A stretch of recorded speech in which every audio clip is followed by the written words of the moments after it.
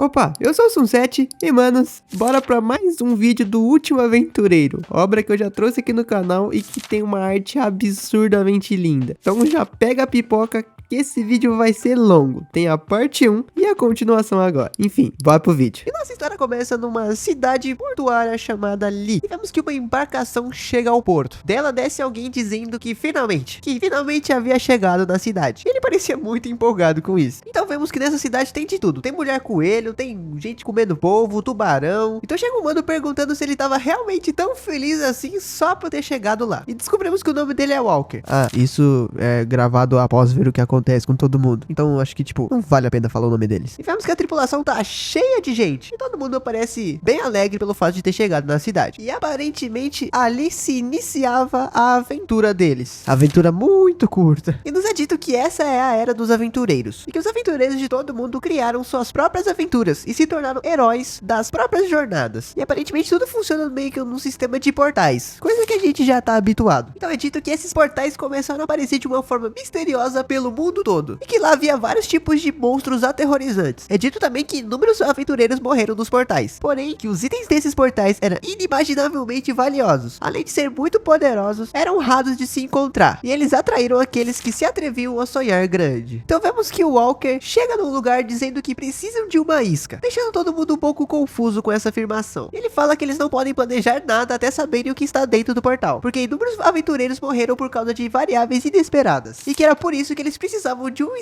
para agir como isso. Então alguém que tá encostado no batente da porta fala que eles precisam ir atrás de alguém para desviar a atenção enquanto eles fugiam. E dizia que isso era um bom plano e que concordava com a ideia. Nisso vemos que eles já estão no mercado de escravos. E o vendedor é muito estranho pra esse tipo de coisa, né? E o vendedor já diz que todos ali poderiam ser usados como iscas. E era apenas pra escolher um. E que eles eram dignos do preço que custavam. E ele em específico recomendou 2, pois eles estavam em bom estado, pois pegaram eles recentemente. Isso o Walker resolve escolher. E vemos que eles assim partem pra aventura. O portal tá parecendo um morango gigante ali, estranho. Então em frente ao portal, eles vão marcar meio que um território que é como se estivesse avisando pros outros não entrarem. Então aparentemente esse portal foi descoberto por eles e que não havia ninguém lá dentro. Então ele iria marcar o pilar para notificar os outros que eles já estão lá dentro. Ele vira perguntando pro seu grupo de aventureiros se eles estão prontos. E todos empolgados entram no portal. Então aquele cara de cabelo laranja já entra tropeçando, dizendo que atravessar um portal e parar em outro lugar era muito estranho. Realmente, eu imagino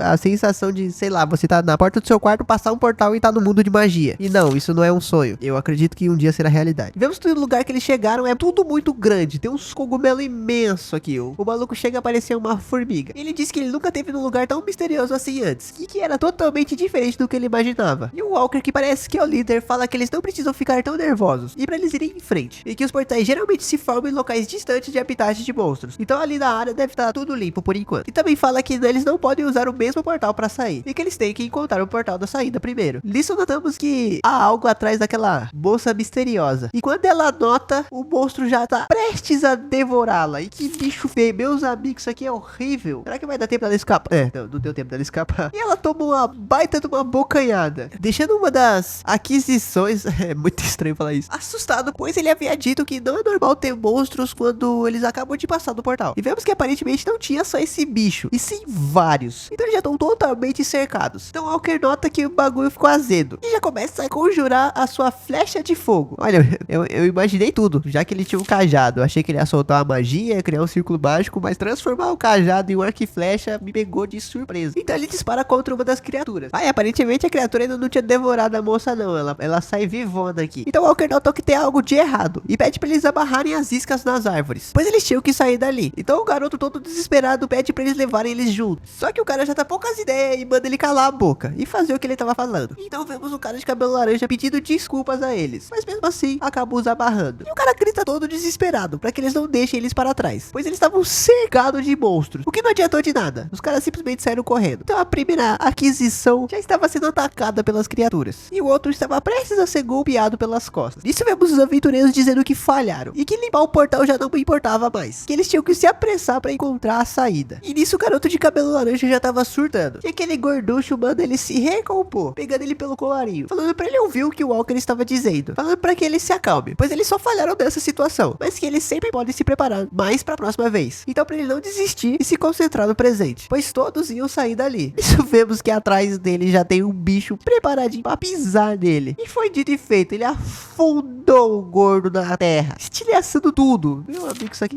aqui é um baile de vinho tinto. Hello. Então o cara já pega a mina pelo braço e tenta escapar. Então vimos que aquele gordinho...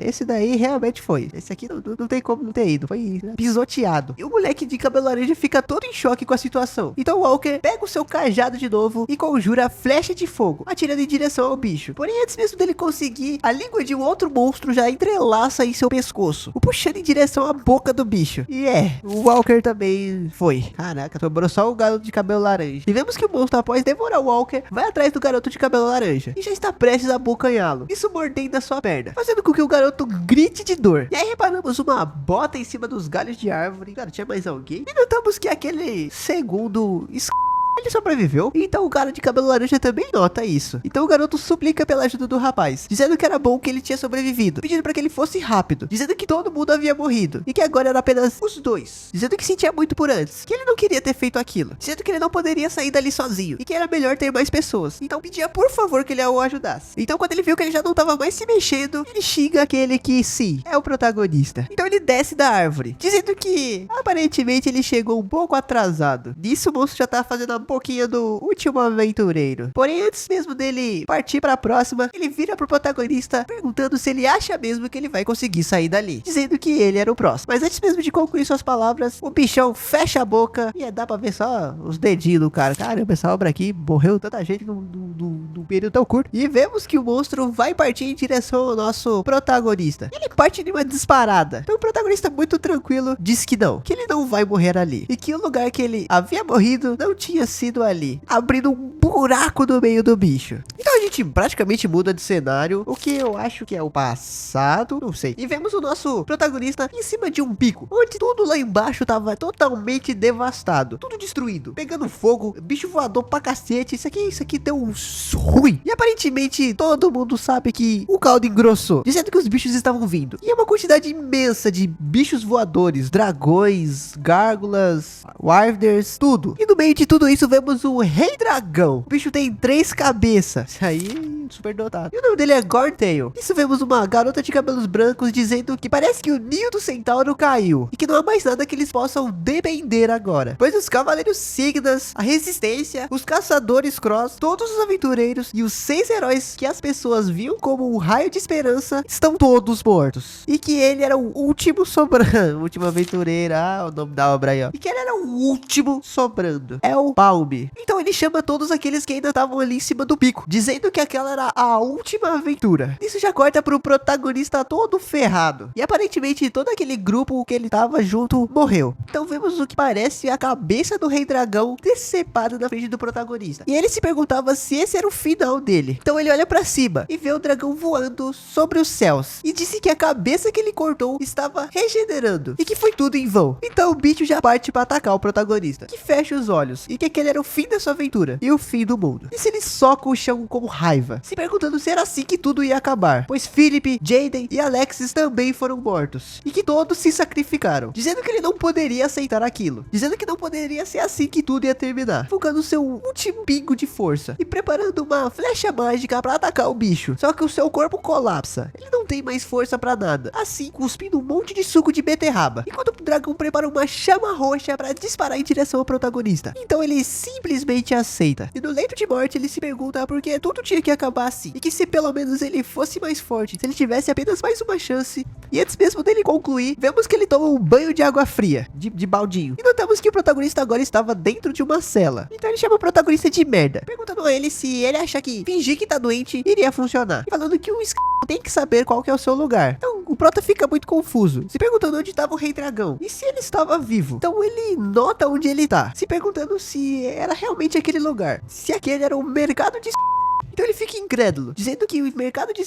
foi abolido há muito tempo, mas que esse lugar e esse vendedor o trazia uma certa nostalgia. Então ele nota que, sim, ele voltou pro passado. Nisso ele toma um buquetão na cara. O cara acabou de acordar pra vida e toma um porradão, né? A vida não é fácil mesmo não. E esse é o ponto de partida da nossa história. Então ele se pergunta se ele estava sonhando. Só que ele acredita que não, pois tudo que ele viveu foi muito real, dizendo que ele não conseguia acreditar. Porém não existia outra opção, não existia outra explicação. E voltamos pra onde o vendedor estava oferecendo aqueles dois como iscas. E o protagonista aceita que ele não tem que pensar em uma explicação, e que aquela era a sua segunda chance. Então voltamos ao presente, onde ele já tinha sabugado aquele monstro. Então ele pega o cajado do Walker, que acho que achado não é roubado, né? Afinal, o Walker não vai poder cobrar ele de volta. E ele diz que é um cajado interessante, pois ele possuía a skill de flecha de fogo, falando que isso não é tão ruim, e que isso era perfeito para o nível de habilidade atual dele. Mas diz que isso não é o bastante, pois o aventureiro deve ter mais que uma simples arma. E ele nota uma perna no chão. Então ele tira o sapato dessa perna, que cara estranho. Mas aparentemente tudo tem um motivo, pois ele se lembra que algumas pessoas escondem coisas valiosas nos seus sapatos. E ele achou um anel. Mas acho que eu não colocaria um anel que saiu do sapato de alguém no meu dedo. Deve estar com um chulé absurdo. Porém o anel é bonitão. E ele diz que esse é um anel telecinético. Então assustado ele olha pra trás e vê que ele tá de novo cercado pelos monstros, se perguntando se eles farejaram o sangue. Então todos partem pra atacar o protagonista, que começa a desferir uma sequência de ataque, abrindo buraco nos bichos. Então um tenta usar a sua língua imensa pra atacar o protagonista, que defende usando a sua lança. Só que essa língua aí é muito poderosa. Caraca, destruiu a lança do protagonista, deixando ele totalmente em choque. E no meio do seu espanto, o monstro vai atrás dele pra atacá-lo. Só que o protagonista conjura uma flecha de fogo, disparando no meio do bicho. O bicho se tornou o próprio Ace. Então ele diz que também vai testar um anel. Vixe. Então ele usa um anel de telecinese pra controlar a flecha de fogo, fazendo um baita de um pentakill, atravessando vários e vários monstros de uma vez só. Porém nota que ele não vai conseguir fazer isso por muito tempo. Então ele tenta conjurar a flecha de fogo de novo. Só que ele nota que parece que não tá funcionando, se perguntando se estava quebrada. Só que ele nota que não, e que provavelmente ela estava em cooldown. Isso vemos o monstro tentando atacá-lo. Ele diz que não tem escolha. Então ele usa o cajado e sabuga o monstro na cajadada, e finaliza pisando na cabeça do bicho. Então o cajado ativa de novo a flecha de fogo. E assim ele usa o seu ataque combinado mais uma vez, fazendo uma sequência de abates. Então depois de ver esse cemitério de monstros, a gente escuta alguém chamando por ele. E vemos que é aquela moça que tinha sofrido o primeiro ataque, que eu achei que tinha morrido, mas aparentemente ela não morreu não. E ela se pergunta como um escravo qualquer possuía maestria com a lança e magia, perguntando quem era ele. Então o protagonista diz que ela teve sorte, mas escolhendo melhor as palavras, ele diz que ela teve azar. Então ela pergunta por que ele estava com esse cajado. E vendo seu pulso, pergunta pra ele como ele despertou sendo apenas um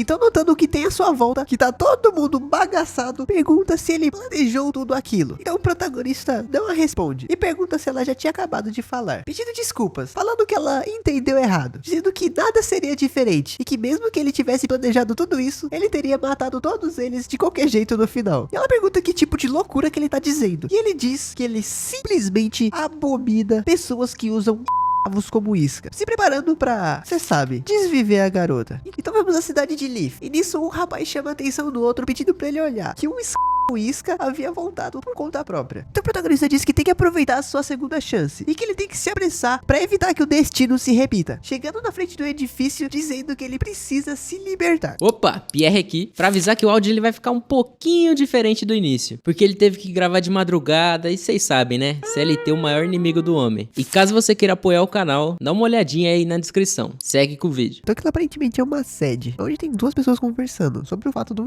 ter retornado vivo. E ele fala que aparentemente ele retornou sem um único arranhão. Então outro pergunta o que tem de errado nisso, dizendo que não é incomum alguém que serve somente para ser a isca voltar são e salvo. Então ele explica que todos os aventureiros que ele acompanhou morreram dentro da dungeon. Então o cara do tapa-olho também começa a estranhar, já que ele foi o único que voltou vivo, sendo que isso era definitivamente estranho. Mas ele fala também que as pessoas que são reduzidas a por causa do seu débito vão acabar virando isca novamente, mesmo que eles voltem vivos. Então aparentemente, mesmo que um acabe voltando, ele ainda continua sendo uma isca. Ele diz também que tirando isso ele não fugiu, e que isso significa que ele sabe que ele não pode escapar do alcance dele de uma forma tão fácil, pois o único meio de escapar é através da morte. E ele diz que esse é o jeito que a União Mercante Garfor lida com os se pergunta o porquê dele tá ouvindo um relatório de algo tão trivial. Só que o rapaz diz que tem outro evento que ele quer relatar tirando esse, dizendo que aquele desbloqueou o primeiro círculo, deixando o cara totalmente espantado. Então ele fala pra si mesmo que e aportar muitos sentimentos negativos contra a União Mercante. E o cara, querendo adicionar mais informações, diz que ele perguntou por uma mudança no contrato. E o cara pergunta sobre o que seria essa mudança. Então o cara diz que parece que ele quer ser registrado como um aventureiro. Então o cara fica incrédulo, perguntando se o sem direito se atreveu a solicitar algo assim. E ele ia dizer que ele não conhece o seu próprio lugar. Porém, o rapaz disse que o Sr. Hakan ordenou que ele cuidasse pessoalmente desse assunto. Então o cara, quando escuta o nome de Sr. Hakan, já que sobe em cima da mesa, já fica alterado. Porque aparentemente esse cara é um executivo da União Mercante Gaffer. E ele estava mostrando interesse por um de tão baixa classe. E mais tarde na sala a gente vê o cara intrigado com a situação de uma isca se tornar um aventureiro. É o famoso do lixo ao luxo. E eu não sei vocês, mas eu gosto dessas obras que o protagonista começa lá de baixo e do nada ele decola. Eu acho muito da hora. Então, contando um pouco sobre o passado do prota. Pois que sob a Imperatriz Signa, o status de não deveria existir. Porém, isso é somente uma conversa superficial, já que humanos sempre foram escravos da moeda. E que se eles falharem em pagar o que pegarem emprestado, eles compensam isso com trabalho duro. E que essa noção foi criada pelo mundo das garantias, os chamados E no dia que a única família do protagonista faleceu por motivo de uma doença, ele se tornou um. Ele fala também sobre o musgo negro, a erva que ele comprou no crédito. Aí tá o erro do ser humano, né? Comprar as coisas no crédito. E fala que a União Mercante subiu o preço do musgo em múltiplas vezes seu valor real, acabando por ser 1000 conto. É louco. É tipo café. Um dia tá 5, outro dia tá 35. É, ser viciado em café não tá fácil hoje em dia, não. Então meio que o juiz chama o nosso protagonista, o Palme, dizendo que ele falhou em pagar a quantia de $1000 na data correta. E que ele estava condenado a performar trabalho equivalente a esse valor na União Mercante. E ele fala que assim, ele foi explorado por 6 anos inteiros na União. E voltando pro presente, ele diz que agora é a hora da sua vingança. Então ele se apresenta como é o Paulo, já reconhecendo que aquele era Abyss, e que ele era o braço esquerdo do Hakan, um dos executivos da União, dizendo que ele pegou um peixe grande. Então, prosseguindo com a negociação, ele pergunta se ele realmente quer modificar o contrato, e que ele já havia recebido um relatório sobre ele. Então ele iria direto ao ponto, falando que ia mudar o contrato dele para um de aventureiro Rank F. Então o protagonista fica surpreso com esse fato, já que ele aceitou a demanda de uma forma muito fácil. E ele diz que agradece. E ele nota que o Abyss está sendo cauteloso com isso. Então, achando que Rank F era muito baixo, ele fala que ele queria ser Rank E, dizendo pra ele mesmo que não tem intenção nenhuma de jogar o jogo dele. Então o cara fica confuso com o fato dele querer se tornar um Rank E, já que a associação de aventureiros nem sequer tinha dado um rank a ele ainda. Então ele fala que ele já explorou quase 100 desses portais durante esses 3 anos como um isca. Então o cara diz que isso só faz ele experiente como uma isca, que ele nunca havia pegado um monstro. Só que o protagonista pergunta que desde quando caçar um monstro é uma virtude para um aventureiro. Deixa eu ficar confuso. E ele diz que a razão pela qual o primeiro aventureiro foi capaz de fazer o nome para si mesmo foi a sobrevivência, e que a virtude de um aventureiro era retornar vivo. E que ele estava certo sobre sobreviver como isca por 3 anos, e que não era um feito ordinário. Porém ele diz que isso tudo só aconteceu porque ele entrou em dungeon de rank baixo, e perguntando a ele se ele realmente acha que a habilidade de sobrevivência patética dele iria funcionar no portal de rank alto, dizendo que o protagonista achava que eles tinham cara de idiotas, que eles aprovariam esse contrato arriscado para alguém que poderia morrer sem nem mesmo pagar o que eles devem, chamando o protagonista de lunático, dizendo pra si mesmo que o protagonista vai morrer sem conseguir nem sequer dar 3 passos. Só que ele se pergunta também o que é esse sentimento de repulsa que ele tá sentindo. Então o rapaz diz que tem um portal que somente 5 pessoas podem entrar, e diz que sim, os ossos dos últimos 12 grupos estão lá enterrados. Então aparentemente isso do marcar um portal quer dizer que entrou lá. Então dependendo da quantidade de marcas, foi o tanto de grupos que foram pra lá e infelizmente não conseguiram finalizar a dungeon. E a gente sabe por quê. Então ele pede pro nosso protagonista provar se ele é tão valioso quanto ele diz ser. E caso ele seja capaz, ele fará conforme ele deseja. E olha a cara de ódio do protagonista. E olha a cara desse Abyss também. O cara tá como? O cara parece que tá endiabrado. Então já mandamos pro ambiente da floresta. Aparentemente ele está indo em direção a essa dungeon aí, e se encontra com outros 4 aventureiros. E eles o perguntam se ele é o novato que estava indo com ele. E diz que é um prazer em conhecê-lo, e que o nome dele era Chev, dizendo que ele era um tanque, e que ele ouviu do Sr. Abyss que ele era isca. Porém ele fala que não se importa com essas coisas e pediu pra ele não se preocupar, e que o mesmo valia pros companheiros dele. Então o protagonista diz que esperam que eles possam trabalhar junto um bom tempo. Então ele fala que ouviu sobre o protagonista poder ser capaz de usar magia de fogo. Ele diz que consegue, o que ele pode usar já está decidido. Então o cara interrompe perguntando se o elemento mágico que ele pode usar já está decidido, e diz que ouviu dizer que magos não podem usar magia elemental diferente da qual eles nasceram. Então aparentemente qualquer item não relacionado aos seus elementos é inútil. Porém o cara interrompe, dizendo que já chega de conversinha sozinha e diz que ele já deve ter ouvido, mas que essa missão, o objetivo não é caçar um monstro, pois o objetivo deles é retornar em segurança com os itens dos 12 grupos que foram aniquilados antes dele, e que então é só eles retornarem com os itens para a União. E fala que eles estão oferecendo 3.000 dólares por cada item. Nossa senhora, são 12 grupos de 5 pessoas, isso dá 60 cabeças. O tanto de item que deve ter é brincadeira, dá pra ganhar um dinheiro. Então o cara de cabelo branco pergunta se eles não estão sendo descarados, falando que eles não iriam ganhar nada caso não conseguissem trazer eles de volta, e que itens para aventureiros do primeiro ciclo eles valem 7.000 dólares, e que isso nem mesmo é a metade do preço. Poxa, eu achei 3.000 muito. Então o outro maluco fala pra ele parar de reclamar. Então o outro manda eles ficarem quietos, que agora era hora de entrar no portal e fazer um pouco de dinheiro. Então eles adentram no portal, e o cara fala que até está claro, só que parece um pouco deprimente. Então tem que falar pra todos prestarem atenção ali, pois existe uma chance bem grande de ter uma batalha prolongada dessa floresta densa. Então eles vão armar um acampamento primeiro. Nisso alguém pergunta se ele acha que é uma boa ideia ser perto daquela árvore. Ele fala que com todos aqueles galhos, se esconder e se mover para outras árvores seria bem fácil. Então o cara diz que não é nada mal e que eles vão acatar com essa ideia. Então o maluco, já entrosando com o protagonista, fala que ele pode descansar, pois montar acampamento é a especialidade dele e daquele outro idiota, apontando pro cara atrás dele. E nisso os caras já fizeram uma plataforma de madeira no meio da árvore. Isso foi extremamente rápido. E ele fala que agora que a base está feita, eles vão se dividir em 2 grupos e procurar pelos arredores. Ele fala que Tom, Max e Roa estão no mesmo grupo, e que eles seriam o grupo 1, e ele e o protagonista seriam o grupo 2, falando que um grupo vai pro leste e o outro vai pro oeste. Fala também que se alguma coisa acontecer é pra mandar um sinal e correr direto para a base, e pergunta se eles entenderam, e eles respondem que sim. Então aparentemente um tempo se passa. Ele pergunta como que eles ainda não acharam nem sequer um monstro e muito menos ainda um item, e fala que eles vão ter que se mover para mais longe amanhã. Mas tirando isso, ele pergunta como o protagonista está achando da sua primeira missão como aventureiro, e o protagonista fala que se sente nervoso, e o cara que aparentemente já é mais experiente diz que isso é muito normal, e fala que ele tem sido aventureiro por muito tempo, só que ainda assim, a cada passo que ele dá dentro de um portal, ele fica nervoso sobre isso, e que sempre foi um gatinho medroso. Vixe, esse cara aí, ele quer coisas com o protagonista, hein? O cara tá se auto chamando de gatinho e medroso, mas ele fala que ele coloca isso de lado, pois ele consegue criar coragem porque tem pessoas ao lado dele, e que elogiar eles poderia soar um pouco estranho, mas eles são realmente boas pessoas. E fala que se sentiu bem triste quando ouviu sobre a história do protagonista, pelo fato dele ser um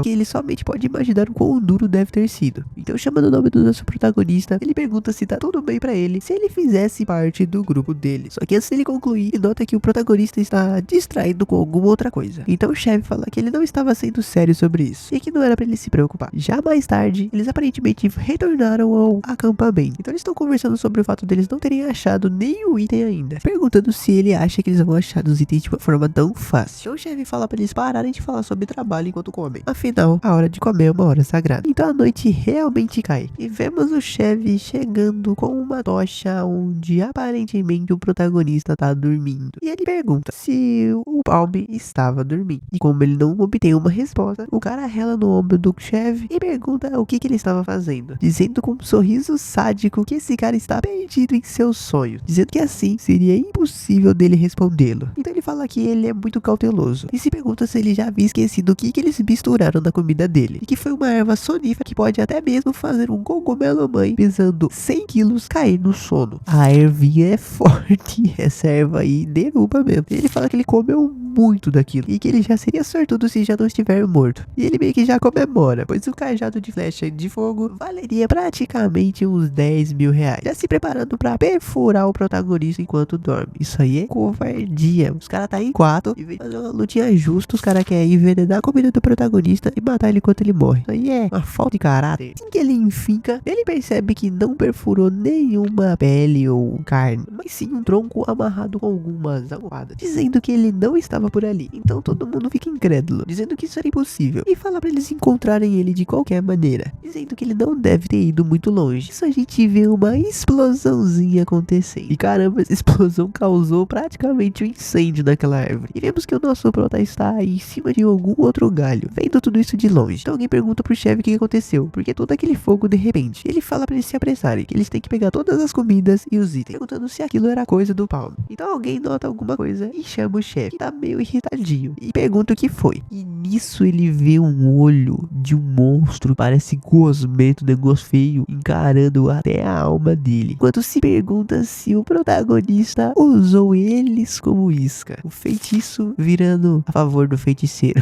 Não tem aquele ditado que é um dia do caçador e um dia da presa? Ó, a isca faísca e transformando os outros em isca. Então o bichão devora todo aquele acampamento numa bocada só. O bicho é feio, mano. Parece, sei lá, um bigato com 3 olhos. Um negócio feio. Então o protagonista fala que isso foi ridículo, que eles deveriam ter sido um pouco menos gentis se realmente quisessem o enganar. Complementando que em um portal que 12 grupos de aventureiros veteranos falharam, por que eles aceitariam um novato, ainda mais um que era uma isca? E diz que era óbvio que eles estavam tramando alguma coisa. Enfim, aquele ali era o boss daquela área. Aquele monstro persegue aqueles aventureiros duas caras. E todo cagão tá correndo do bicho, falando que aquele é o tipo de monstro que coloca eles em uma situação de desvantagem. Então o coadjuvante vilão pergunta se o chefe sabe o que é aquela coisa. Então o chefe diz que se o seu palpite está certo, aquele é o slime de ouro, que não é algo que se vê normalmente, que era um boss raro que só sai de portais vermelhos, falando que o corpo daquela coisa é ácido. Então é o pior inimigo possível para aventureiros melee como eles. Para você que não sabe o que é melee, é ataque de curta distância. E antes mesmo dele conseguir concluir, o monstro faz questão de explicar o porquê que é o mais perigoso. Ele dispara algo em direção a ele, que desvia no último momento. Então o cara pergunta o que é aquela coisa. Então o cara diz que ele ataca de longa distância também, usando uma flecha ácida, e que isso é uma skill que permite ele atirar ácido do corpo. Então o cara em choque diz que isso é trapaça. Já o chefe manda ele se recompor, pois ele estava vindo. Então o cara pergunta pro chefe como que eles vão lidar com essa coisa, se perguntando se realmente é algo que eles possam fazer. Então ele fala que primeiramente eles vão sair dali, pois a flecha ácida deve ter um cooldown de mais ou menos 1 minuto, falando pra eles se recuperarem e encontrar uma oportunidade, falando também que eles têm que mirar no núcleo que está na cabeça daquela coisa. Então o cara já vira um pouco animado, perguntando se a habilidade dele estava em cooldown, e decide virar pra atacar, dizendo algo como que eles ainda têm tempo, falando pra deixarem com ele. Só que o cara tenta impedir, falando que eles têm que atacar juntos, mas não dá tempo, porque o cara é simplesmente muito fã do Satoru Gojo e resolveu fazer um cosplay. Ficou meio ruim, meio bom, entendeu? Meia.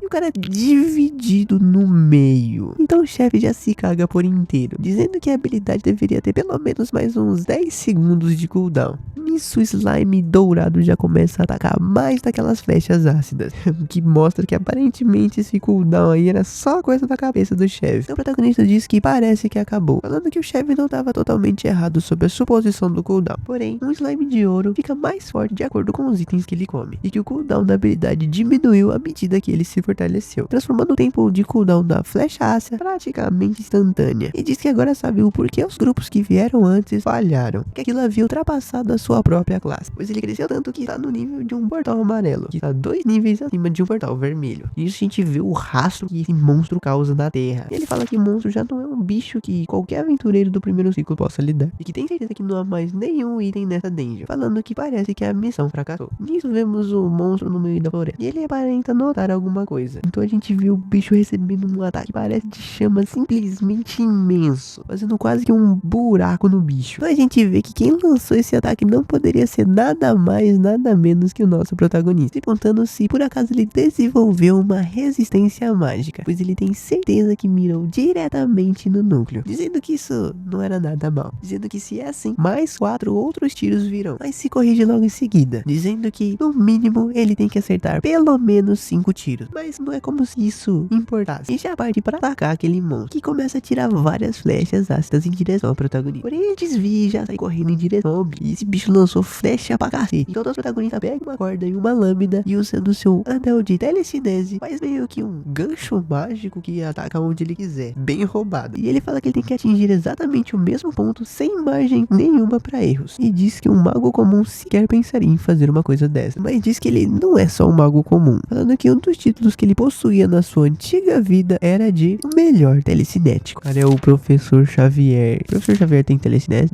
Não sei. Então ele já puxa mais uma flecha de fogo, acertando um HS mais uma vez no bicho, dizendo que agora faltavam 4 tiros. Então ele esquiva dali, esquiva daqui, escala, usa mais uma vez seu anel de telecinese e prepara mais uma outra flecha de fogo, acertando outro capa no bicho. Então ele usa sua corda pra escapar, e enquanto ele desvia dos bichos, prepara mais outra flecha de fogo, e assim ele dispara mais uma e mais outra. Porém, ele acaba desviando de uma flecha, falando que apesar do tamanho dele, ele também é bem rápido, mas diz que isso é inútil, usando o hack de transformar a flecha dele numa flecha teleguiada, acertando mais uma vez na cabeça do bicho. E falar em acertar na cabeça e teleguiada me lembrou de um jogo aí, duvido vocês adivinharem, deixem nos comentários. Então vemos que o núcleo da besta ficou exposto, então o protagonista parte em um pulo para finalizar esse bicho feio. Então vemos que antes de acertar, o monstro tenta reagir, criando uma mão gigantesca que facilmente seria capaz de esmirilhar o protagonista. Porém, antes da mão esmirilhar o nosso prota, ele usa sua adaga com telecinese para se locomover e escapar daquele ataque. E meus amigos, ele já esquiva e se prepara deslizando e invocando mais uma flecha de fogo. E assim dispara. O monstro desesperado tenta colocar o braço na frente, só que não adianta, né? O protagonista baixou todos os hacks de assistência de mira e teleguia a flecha para o núcleo do bicho, esmirilhando totalmente, deixando tudo fragmentado, fazendo com que assim o bicho simplesmente explodisse. Porém, como é dito, o bicho é ácido, corroente, então ele tem que escapar dessa acidez toda, usando mais uma vez a sua adaga com telecinese para subir em cima de um galho. E vemos um rio dourado destruindo tudo que tá pelo caminho, corroendo tudo. Então a poeira baixa, deu uma diminuída no tanto de líquido corrosivo e assim ele decide descer da árvore. Então ele nota que no chão existe uma pedra vermelha brilhando e ele usa sua telecinese para trazê-la até sua mão. O protagonista preguiçoso, era só andar um pouquinho que ele conseguia chegar lá, mas aí ele tem o hack da telecinese, né? E nisso aparentemente ele explode essa pérola, não dá pra ter certeza. Então vemos que ele volta até a sede da União. O Abyss nota que aparentemente ele não estava somente se exibindo, mas pergunta se ele voltou sozinho de novo. E antes de perguntar sobre o fato dele ter ido lá para recuperar itens, o protagonista já corta, dizendo que aqueles que ele colocou no grupo eram caçadores amadores e que tramaram roubar os seus itens, e que quando ele partiu para evitar que isso acontecesse, eles acabaram encontrando o boss, e parece que todos assim morreram. E o Caolho pergunta se foi pro monstro, então o protagonista diz que era um slime de ouro, deixando o cara confuso, perguntando se era aquela coisa que estava devorando todos os itens do portal. Então o prota diz que sim, que tudo derreteu, e já fica bravo, pois ele notou que todos os itens que foram alogados da União foram completamente corroídos, viraram um papá de slime de ouro, dizendo que isso é uma perda que não pode ser ignorada. E outro problema é que esse cara havia voltado novamente vivo. Então nos é explicado que existem algumas regras comuns para os portais, e a primeira é que o número de entrada de pessoas era limitado, e que apenas a quantidade de pessoas marcadas no pilar de entrada pode entrar, e depois disso o portal será desativado até que todos do lado de dentro sejam aniquilados. Segundo, que havia limitações de entradas baseadas no nível de dificuldade e no nível do círculo, e que os níveis de dificuldade são indicados pelas cores, que variam de vermelho a roxo, e que aqueles com círculos acima do nível de dificuldade do portal não podem entrar. E que terceiro, só pode utilizar o portal uma vez, e que esse é o maior obstáculo ao se lidar com portais. Se alguém que entrar, sobreviver e sair, o portal que ele utilizou é destruído e não pode ser usado de novo. Então se os aventureiros que entrarem no portal não morrerem, não haverá outras chances de utilizar o portal novamente, falando que nesse caso o portal já era causa perdida, e que honestamente seria difícil para magos de primeiro ciclo lidarem com slime de ouro.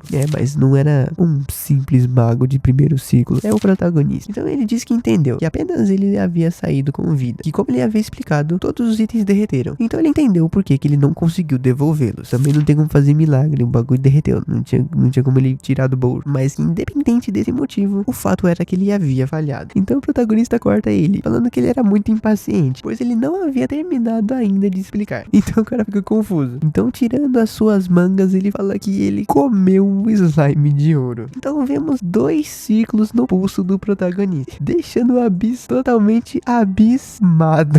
Essa que eu pensei muito pra fazer. Então ele fica perplexo, já que agora ele possuía 2 círculos, perguntando se ele absorveu a pedra de mana do slime de ouro. Então o protagonista diz acreditar que isso é o suficiente pra provar o que ele tava falando, e que agora, como prometido, que ele o dê o rank E. Então o cara fala rank D, deixando o protagonista confuso. E o cara todo empolgado, se aproximando mais do protagonista, fala que ele vai dá-lo o rank D, mas diz que não, que caso ele trabalhasse com ele iria tratá-lo como um aventureiro de rank C. Nisso vemos que o protagonista assinou o contrato, dizendo também que normalmente dar rank C a alguém que não está nem no terceiro ciclo seria considerado um tratamento preferencial, e que os ranks de aventureiros são fortemente influenciados pelo círculo. Então para aventureiros veteranos temos rank A e B, aventureiros júniors temos rank C e D, e aventureiro novato rank E e F. Então o cara diz que o protagonista não era normal, e que não dá pra subir de ciclo apenas ao absorver uma pedra de mana. Então ele lembra do que o protagonista falou sobre o instinto de sobrevivência. Ele fala que o protagonista com certeza tem isso. Não, melhor, que ele tinha um talento esmagador, dando um sorriso de quem achou uma mina de ouro, dizendo que alguém que mal acabou de se tornar um mago de primeiro círculo retornou rapidamente e ainda assim um mago de segundo círculo, e que ele nunca havia visto uma velocidade de evolução tão grande antes. Todo contente, falando que precisava dele. Pareceu o maior sorriso que eu já vi em todos os mangás que eu já li. Então o protagonista fala que o tratamento melhorou mais rápido do que ele imaginava, e parece que aquele mano é muito impaciente. Mas o protagonista fala que não falta muito tempo para o primeiro portal de raid. Nisso vemos que o número de pessoas para esse portal de raid é de 100 pessoas. São muitos aventureiros. Então é dito que o primeiro grande evento ao qual a União Mercantil de Leaf e as guildas estavam assistindo vai acontecer agora. E que obviamente a União Mercantil Garfor também deve estar bastante interessada, sendo que não há mal nenhum nisso, pois ele também estava com muita pressa. E que enquanto ele estiver nisso, é uma boa ideia adiantar os seus planos. E fala pra Bis que ele precisa de um favor. Então a Bis, que já tá bem mais mansinho, fala que é só ele dizer o que quer. Eu ia pedir o empréstimo sem juros, sem ter que pagar, sem nada.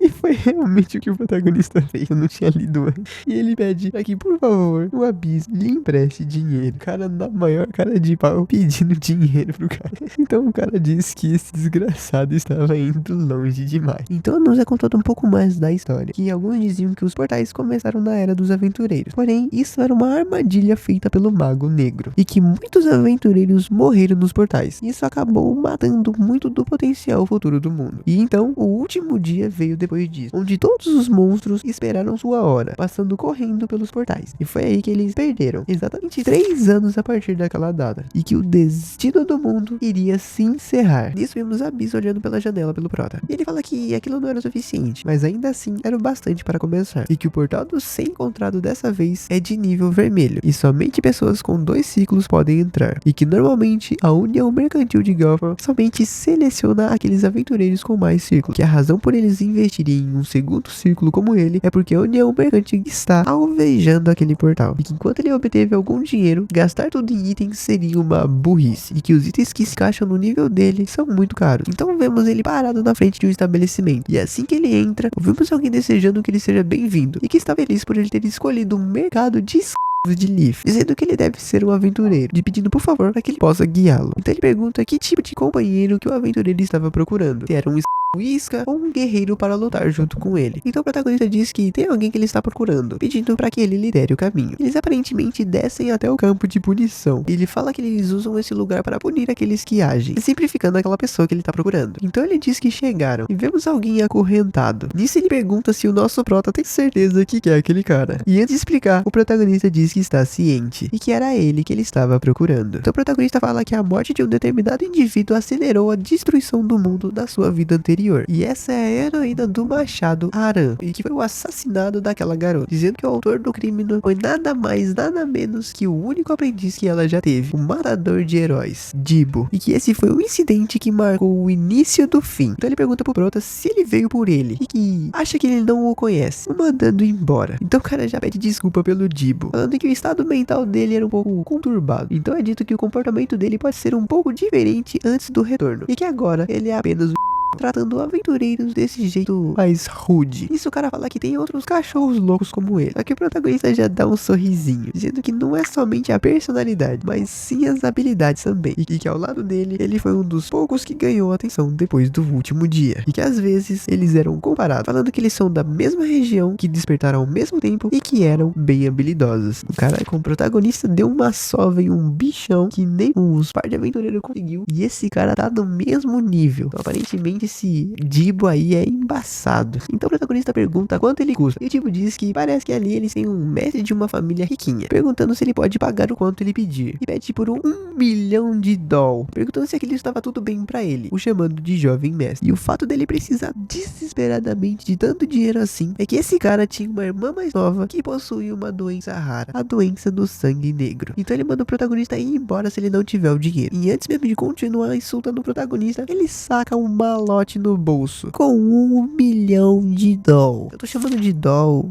e reais, mas é messo. E aparentemente essa moeda aí não é muito valorizada. Então o cara pergunta se aquele era dinheiro de verdade, deixando até mesmo o cara que tava acompanhando ele surpreso. Porém, antes do cara começar a saltitar de alegria, ele fala que ele deveria ouvir primeiro o que ele tem a falar. Que os termos do contrato que era 1 ano e benefícios divididos em 7/3. E que ele tem a prioridade nas escolhas dos itens que droparem no portal. Deixando o cara muito confuso, perguntando se ele tava fazendo um contrato de membro de grupo ao invés de um contrato de Então o protagonista entrega o contrato pedindo pra que Jibo dê uma olhada. E o cara pega desesperadamente, dizendo que não tem caminho de volta. Então ele morde seu próprio dedo e meio que deixa a sua assinatura no papel, deixando o prota totalmente assustado, pois ele aceitou sem hesitar nem sequer por um segundo. E se pergunta se é porque a vida da irmã dele está se acabando. Então, dando um sorrisinho, ele diz que desde que o contrato já esteja firmado, eles vão direto para o portal. Então Jibo fala pra deixar isso com ele. Então o protagonista diz que ele vai ter que provar o seu valor. E o Jibo fala que ele vai trabalhar mais duro do que qualquer um que ele já tenha visto antes. É louco, uma propostinha de 1 milhão aí, acho que eu trabalhava que nem louco também. Alguém quiser me dar 1 milhão, eu trabalho bem. Então já vemos que eles estão no meio de uma floresta. E o Jibo tá com um machadão vermelho, dizendo que ele estava grato por ter recebido aquela arma nova, mas que ele normalmente usava uma espada longa, dizendo que eles deveriam voltar e trocar. Mas o protagonista diz que de agora em diante ele vai estar usando um machado enquanto trabalha com ele, e que se ele não gostar disso, eles podem simplesmente romper o contrato. Então o cara meio que disfarça, perguntando se aquele era o portal que ele planejava testá-lo, e que era um nível vermelho, que já possuía uma marca, e que o limite de entrada era de 8 pessoas. Então Jibo pergunta onde está o resto do grupo, e já que ele era um chefe de bolsos fundos, ele tem certeza que deve ter muitos membros bons, perguntando se ele tem um curandeiro. Tudo que luta é luta, mas ter um curandeiro era importante. Então o protagonista dá uma encarada nele, uma cara muito tranquila, deixando o Jibo totalmente preocupado, perguntando por que ele estava olhando assim pra ele. Então ele fica meio assustado. O protagonista fala que eles não têm necessidade nenhuma de se preocupar com outros membros, pois eles já tinham bastante. Então o Jibo fica um pouco mais tranquilo, dizendo que ele estava se assustando por nenhuma razão.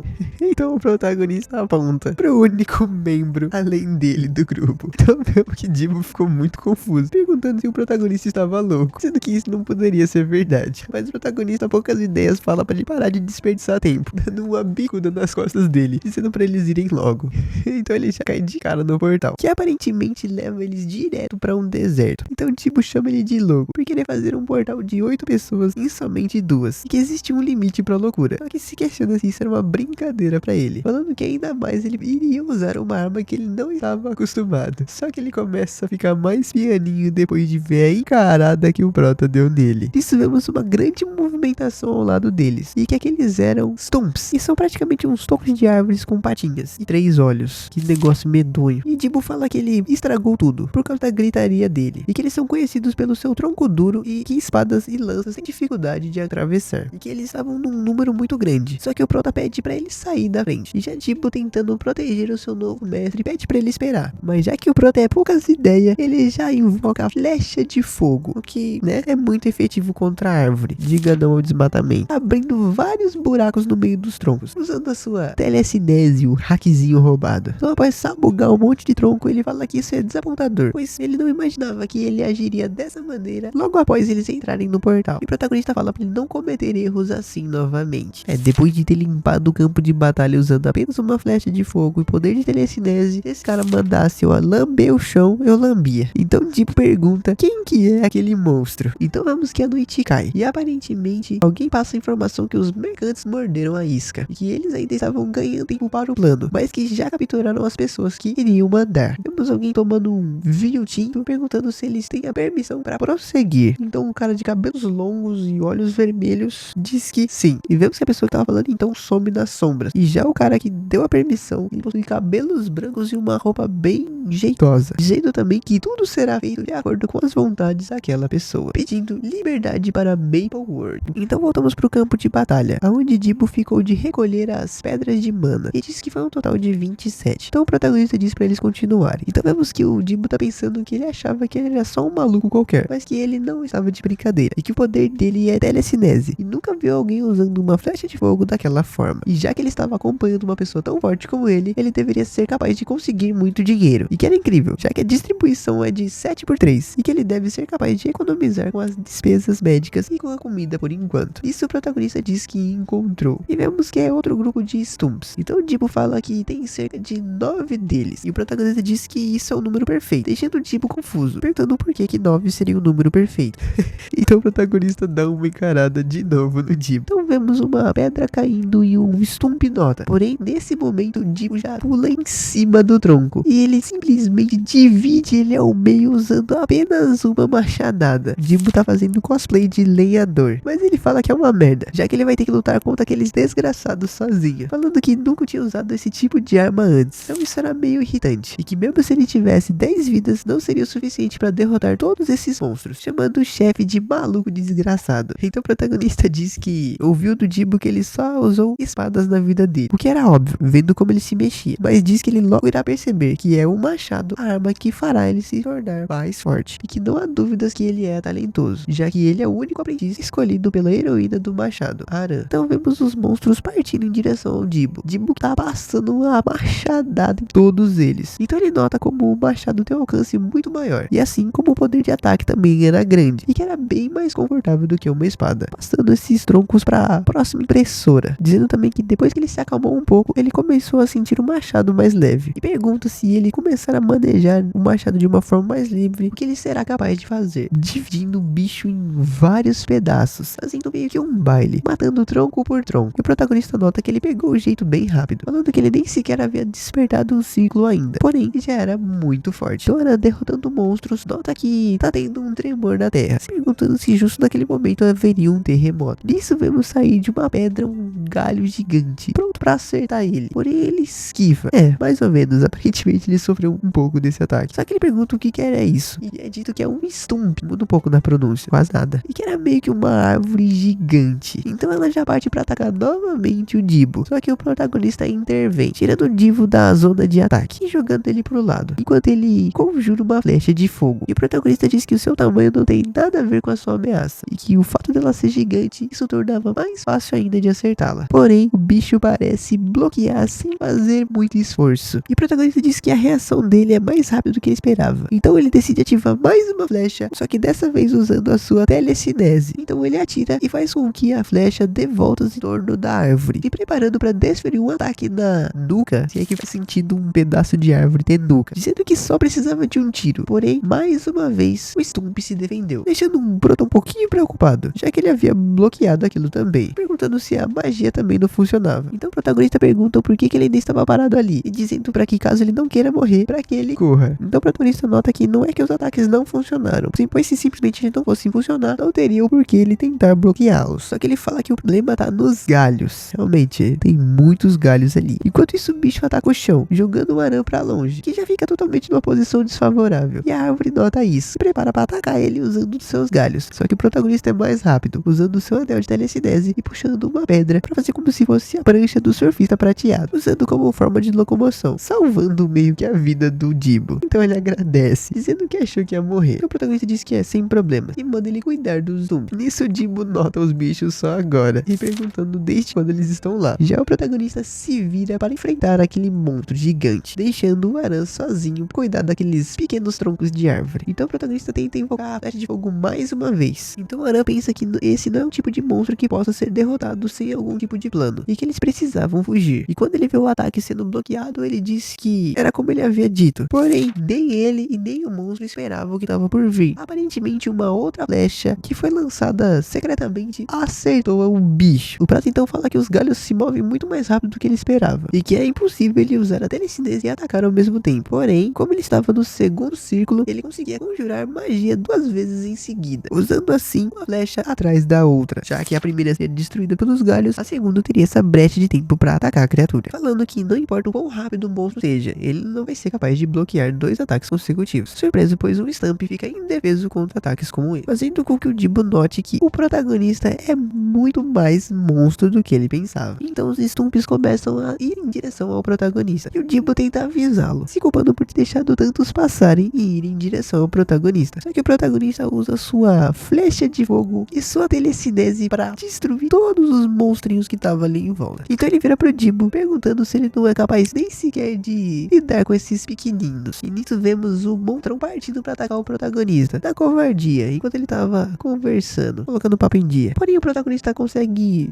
desviar facilmente. Então enquanto o protagonista desvia de alguns ataques. Vemos um galho indo em direção à cabeça dele, porém o Jibo o puxa para trás e decapita aquele galho. Então o Jibo diz que acabou de salvar ele, então que era melhor ele retirar o que ele tinha dito. Então o protagonista dá um sorriso, sendo que finalmente ele parecia estar se tornando útil, falando que eles iriam destruir aquele Stomp maldito. Então ambos os dois partem para atacar, o protagonista usando a sua flecha de telecinese e o Aran usando o seu machadão. Então enquanto o Proto ataca com suas flechas, o Aran parte para depenar os galhos da árvore. Então o protagonista diz que vai pela direita, enquanto o Jibo lidava com o lado esquerdo. E assim os dois atacam simultaneamente, regaçando com a árvore, fazendo um picadinho de galho de madeira. Porém o Jibo recebe um ataque nas costas, que faz ele jorrar muito suco de beterraba. E nisso ele já estava prestes a ser abocanhado pelo bicho, quando vemos o protagonista usar mais uma vez a tática do surfista prateado, salvando o Jibo mais uma vez. Só que o bicho, que não é bobo nem nada, que já viu essa técnica uma vez, usa um dos seus galhos para atacar naquela pedra, fazendo o protagonista notar que isso tá ficando problemático demais. Então ele começa a levitar um monte dessas pedras, e assim o Jibo aterrissa em uma. Porém o monstro não dá nem sequer um descanso pro coitado, e continua atacando, fazendo com que ele ache que não dá pra fugir, mas mesmo assim continua fazendo parkour nas pedras que o protagonista levitou. E enquanto isso o protagonista continua enchendo o bicho de ataque de flecha de fogo. E assim que o monstro se distrai, Jibo aparece na sua lateral, dizendo que ia acabar com isso, preparando pra dar uma machadada no bicho, e acerta bem no olho. Nossa, deve ter doído pra caramba. Isso deixando o seu machado envincado no olho do bicho. Porém ele fala que não acabou ainda, e parte em uma investida para o outro olho do bicho. Assim o protagonista usa sua telecinese para puxar o machado que ali estava fincado e devolver para a mão do Jibo, que prepara mais um ataque, falando pro bicho se preparar, pois estava na hora da sobremesa. E essa daí eu não conheço não, a sobremesa de machado no meu olho, atacando então o outro olho da besta. E mesmo com os dois olhos atingidos, assim que o Jibo cai em terra firme, o bicho se prepara para abocanhá-lo. Só que o Proto aparece usando a sua flecha de fogo mais uma vez, mandando direto pro estômago daquela árvore. Isso aí deve ter dado uma dor de barriga, fazendo com que a flecha acerte perfeitamente o núcleo da besta, deixando ele todo esmirilhado, fazendo a árvore pegar fogo, deixou a coitada on fire. Então o protagonista chega do lado do Jibo, dizendo que ele fez um bom trabalho, e o Jibo diz que ele também fez bem. E vemos um paredão de chamas. Nesse momento vemos uma cidade, e uma garota está sobre a mesa se alimentando, dizendo que deveria comer logo e ir para a cama, agradecendo pela comida. E vemos alguém batendo na porta, e esse é Jibo. E pasmem, tá todo debuiado, menino. E essa é a irmã dele, muito feliz por ele estar de volta. Então dá um abraço nele, dizendo que ele era bem-vindo. Então ainda à noite, em um outro lugar totalmente diferente, numa casa no meio da floresta, vemos o protagonista parado em frente ao que parece uma cama, e conseguimos avistar um quadro em cima da estante, e aparentemente aquela era a casa do protagonista, e aquele que estava na cama era o seu pai, que faleceu por conta de uma doença. Porém o protagonista, muito sério, encara aquele corpo e começa a emanar a sua flecha de fogo no seu cajado, e no instante seguinte vemos o protagonista saindo da casa totalmente em chamas. Então vamos o cara do tapa-olho dando uma olhada em uns papéis, dizendo que o portal do 100 estava prestes a surgir, se perguntando como ele deveria organizar isso, e fala que o Sr. Rakan vai estar encarregado das coisas dessa vez, e que ele não pode falhar, pois dessa vez todas as 10 principais uniões mercantis vão estar focando em limpar esse portal, e que os itens épicos ou de maior qualidade são basicamente garantidos no portal do 100, até mesmo um item lendário pode aparecer. Porém isso não quer dizer que vai ser fácil. Então nos é apresentada as 3 irmãs Natashas da União Mercantil de Godric, e que elas são tão poderosas que é difícil de acreditar que são somente aventureiras de segundo círculo, e que aquele trio é tão poderoso que os aventureiros de segundo círculo da União Mercantil Gafor não podem nem se comparar, e que se fosse analisar objetivamente, não somente a União Mercante de Godric, mas todas as 10 uniões vão estar mandando seus melhores times, e que a união deles é facilmente ultrapassada por todos os outros, falando que está um pouco hesitante, porém a gente já vê ele segurando o papel do nosso prota na mão. Então vemos alguém abrindo a porta, e o cara fica em dúvida, perguntando quem se atrevia a entrar sem bater. Então ele nota que é o Rakan. É tipo quando, sei lá, o subgerente tá na sala do gerente e ele chega, tá ligado? Então o Rakan pergunta se ele já preparou a lista dos grupos que vão limpar o portal. Então ele já pede desculpa, pois ele não conseguiu finalizar. Só que ele é interrompido, falando que ele não é de atrasar, e pergunta o que ele acha do amiguinho daquela vez, falando que é o maldito do Elpome. que é o nosso protagonista, dizendo que tem algumas circunstâncias para se levar em conta, pois eles sabem que ele é talentoso, mas não tem nenhuma forma de saber o quanto ele é, e que da última vez o grupo inteiro do Chevy foi morto, e essa é a razão do meu ceticismo, perguntando o que ele achava de testar o Prota novamente, falando que existe um ótimo lugar para isso, falando que dessa vez ele deveria juntar todos os grupos que ele está considerando, dizendo que assim vão haver muitas testemunhas, com uma cara meio perversa. Então a gente já vê uma cambada de coadjuvante em frente a um portal vermelho. E o parceiro dele já nota que parece que vão ter muitas pessoas dessa vez. E alguém já chega interrogando se eles são os caras do quinto grupo, falando que são duas pessoas com história de escravidão. E ele é o Jack Sparrow da Deep Web? Nossa, mas é um grupo tão apagado que a gente sabe que não vai durar muito, né?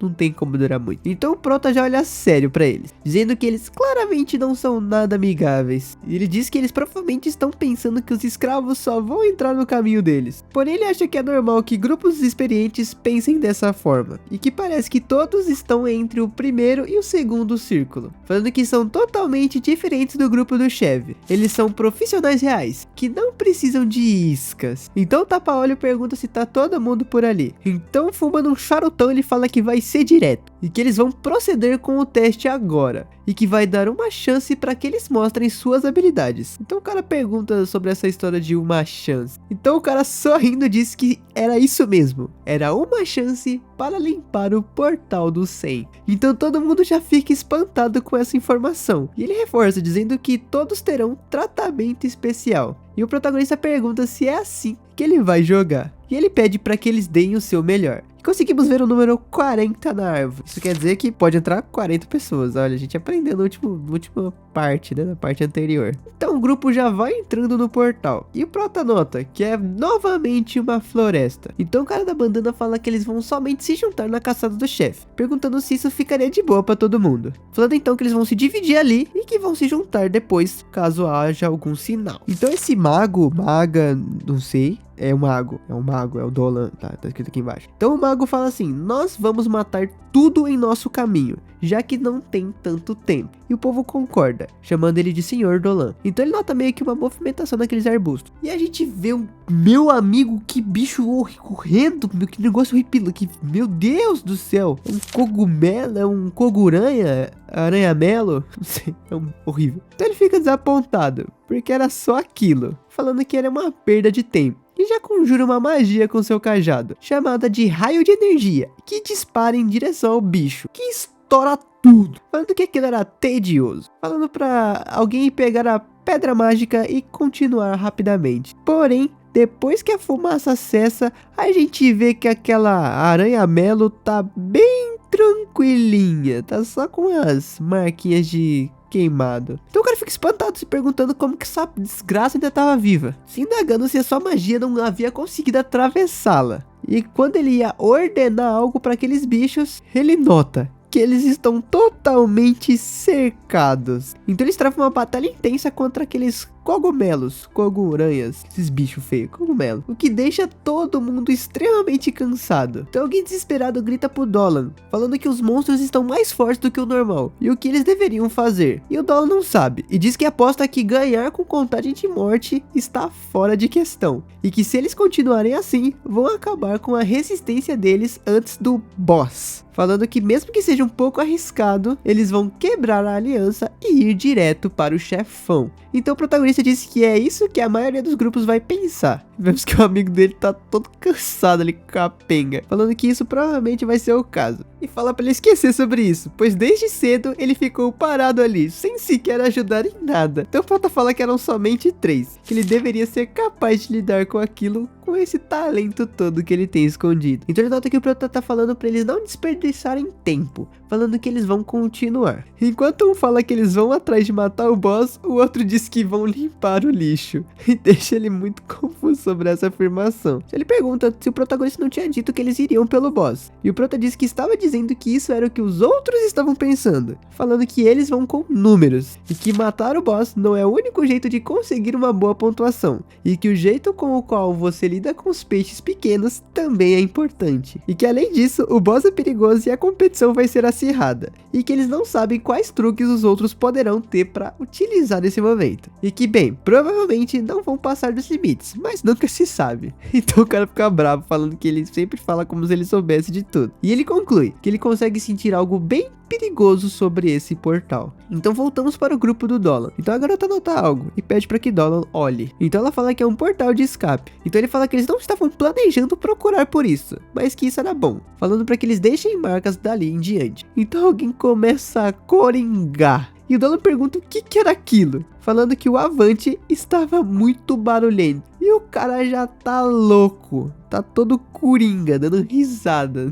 E o Dolan então grita puto, perguntando se ele não consegue ouvir ele. E que dessa forma ele vai atrair os monstros dos arredores. E o cara tá chorando de rir, com esse sorriso psicopático. Que negócio amedrontador, velho. Todo mundo começa a coringar. Parece aquele gás que o Coringa mesmo usa, sabe? Que deixa o pessoal dando risada. Eu vou ver se eu acho o nome desse gás, peraí. É o óxido nitroso, que é conhecido popularmente como gás hilariante. Então o Dolan nota que é veneno e que ele precisa fugir dali logo, mesmo que seja sozinho. Então sai correndo. E nisso vemos algo surgindo do chão, e é outro bicho feio, só que dessa vez ele é muito grande, velho. Olha esse cogumelo, olha que aberração, cara. Meu amigo, vemos que tá saindo da boca dele um gás roxo. Então o Dolan olha pra trás e vê aquilo ali que é uma quantidade absurda de dente, meu amigo. E aqui já era. Dolan também coringou, olhando pro monstro. Então acho que o grupinho do Dolan foi jogar a Série A no Vascão. Então mudamos pro Prota e o amiguinho dele lá. E o cara tá meio puto, pois o protagonista não lutou uma vez o dia inteiro.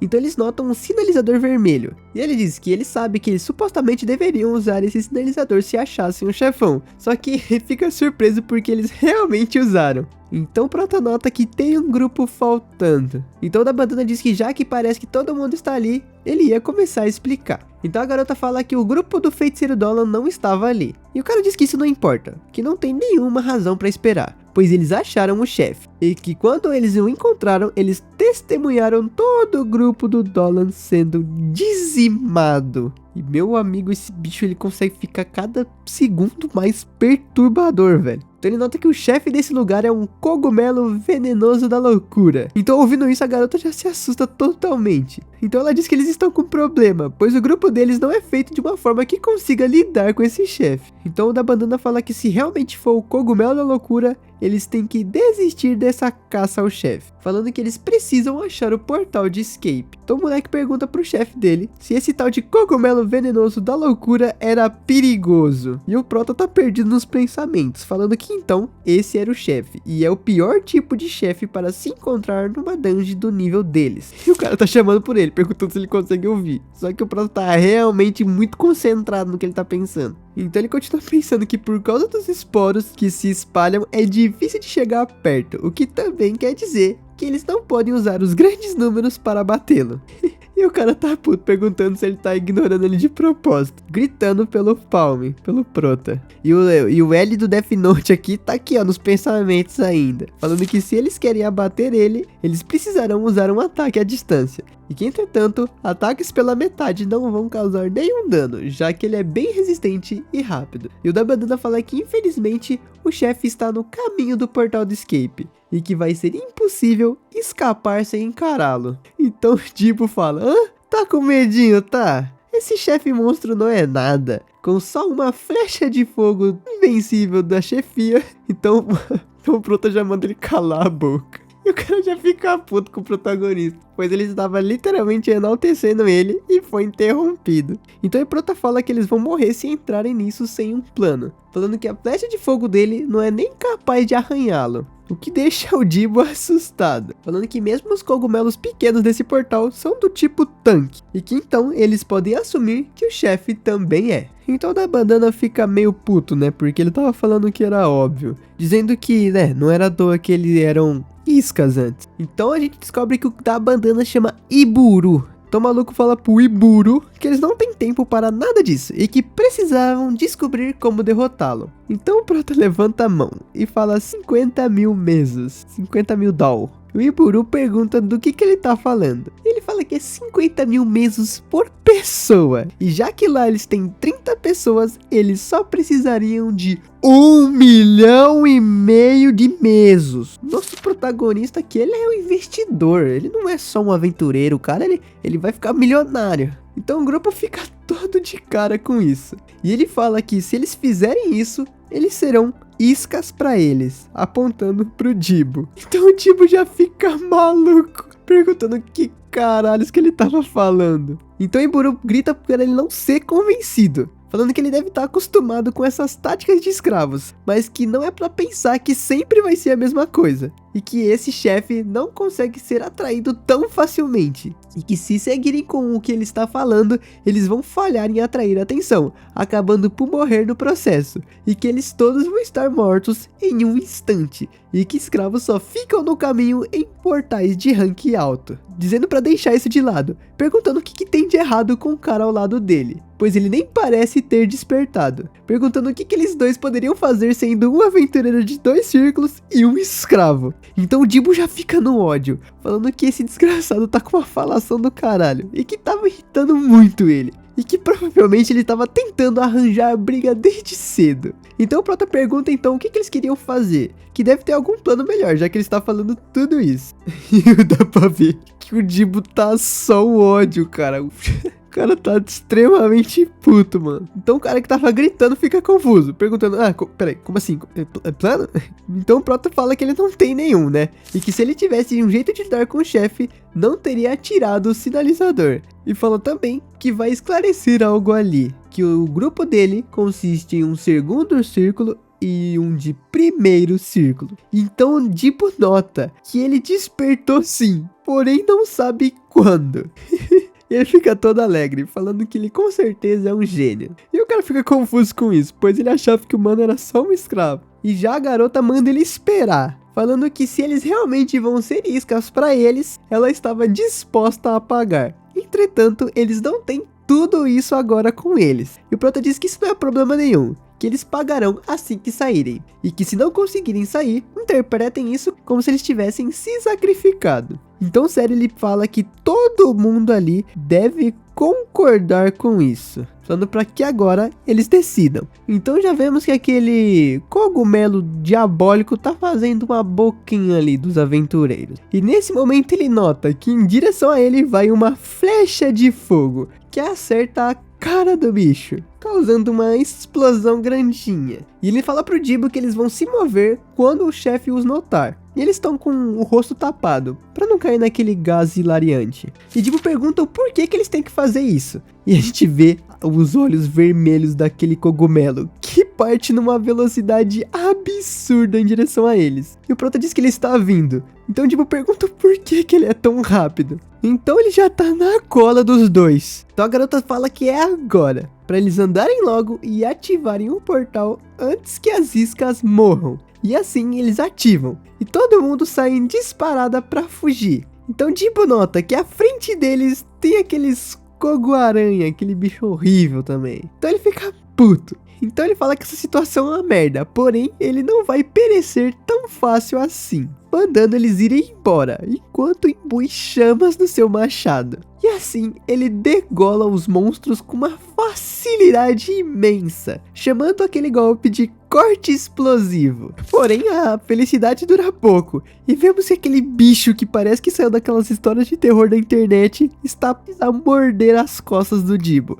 Porém, nesse instante, o Prota usa a flecha de fogo, que atinge a cara do bicho de novo. E mais outra vez. Porém, o bicho se esquiva. E o Prota nota. Só que, né, ele tem aquele hackzinho, né, o aimbot, que usa sua telecinese para trazer a flecha de volta. E no exato momento que o cogumelo tava prestes a atacar ele, e vemos a flecha vindo por trás. Só que o monstro não é bobo não, ele esquiva diversas vezes da flecha e se aproxima cada vez mais. E Dibo grita que o monstro está alcançando eles. Então à frente deles o Prota nota um buraco e fala para que eles pulem. Então nesse momento o bicho quase que passa uma unhada nas costas do Dibo. Então o Dibo fala pro monstro olhar e manda ele comer isso, dando um dedão do meio pro bicho, enquanto o Prota prepara mais uma flecha de fogo, que dispara na cara do bicho. E nesse momento, os dois caem num rio. Então já vemos Jibo puto com aquele cogumelo, chamando ele de maldito,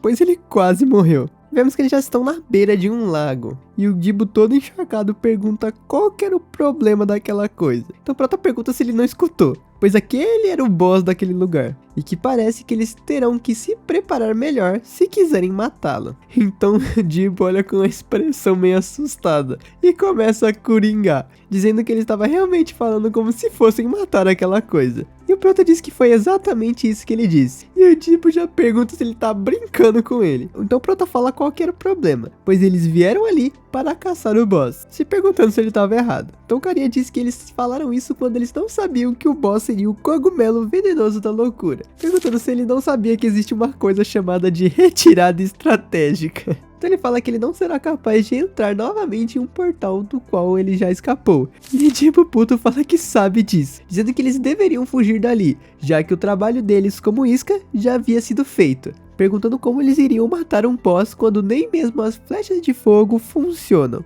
Lembrando que ele mesmo disse que eles morreriam caso tentassem enfrentar aquela coisa. Então o Prota fala que a situação mudou, pois já que a competição se foi, eles são refeições grátis. E além do mais, ainda vão receber um bônus, perguntando se isso não era ótimo, indagando ao Jibo o que tem de errado, e se ele iria contra o seu contrato. Então Jibo dá um suspiro e diz que ele não estava pensando nisso, porém ele teria que dar um bônus a ele por causa disso. Prota concorda. Então ele fala pro chefe dele ao menos dizer o que era aquilo, perguntando como eles vão matar aquela coisa, quando o ataque corpo a corpo e nem a longa distância não funcionaram, dizendo que ele não tem planos de jogar a vida dele fora por causa de uma coisa impossível, perguntando se ao menos existia um jeito de matar aquela coisa, olhando seriamente pro Prota. Então o tapa-olho pergunta se eles já estão saindo, e a gente vê que todo mundo saindo desesperado. E ele pergunta se isso não foi rápido demais para um portal de 40 pessoas, perguntando para Juberi como foi lá, e que parece que algumas pessoas não estavam ali. E ela diz que eles falharam,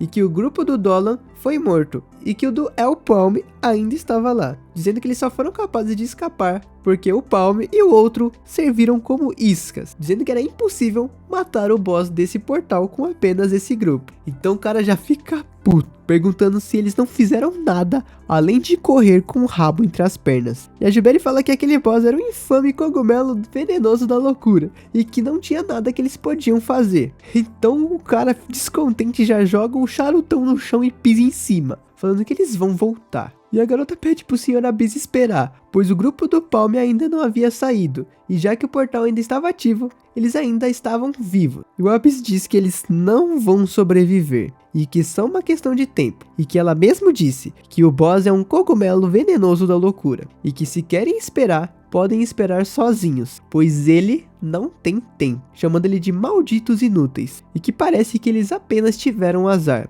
e que é impossível um mago de 2 ciclos mate um cogumelo venenoso da loucura, e aventureiros medianos como esses não têm serventia para ele, falando que o tipo que ele quer é alguém que possa superar obstáculos, alguém que transforme o impossível no possível. E a gente já vê o nosso Prota ativando a sua flecha de fogo em direção ao horizonte, falando que agora eles vão começar a caçada. E assim dispara. Então ele fala que o boss é mais rápido e mais resistente do que eles enfrentaram antes, e que além disso, ele até mesmo usa veneno, o que dificulta ainda mais as coisas, e que numa situação dessas é melhor manter a distância e atacar com um poder forte e a longa distância. Porém ele ainda não consegue atingir esse poder com a flecha de fogo. Contudo, se ele usar a telecinese para fazer a flecha girar em uma alta velocidade, o poder da penetração dela aumenta drasticamente. E que isso é algo que só ele pode usar no mundo de Maple. E é algo que ele inventou